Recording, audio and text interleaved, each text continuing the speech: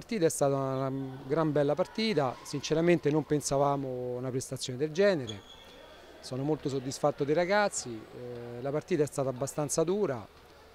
l'arbitro non ha influito più di tanto per quanto riguarda il risultato. Il fallo che ha condizionato poi, diciamo, il risultato sull'1-1 chiaramente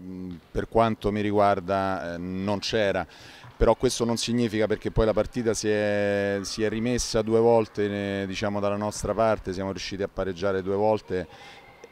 Diciamo che un po' la sfortuna, soprattutto sull'1-0, non ci ha premiato, perché chiaramente abbiamo preso, mi pare di ricordare, un paio di pali, due o tre situazioni davanti al portiere.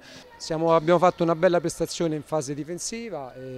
ci è mancato un po' diciamo, l'ultimo passaggio, abbiamo fatto molti errori sotto porta, purtroppo questo è un difetto che ci portiamo dietro dall'anno scorso, stiamo cercando di migliorare, considerando che mancavano un paio di elementi, diciamo che è andata molto bene.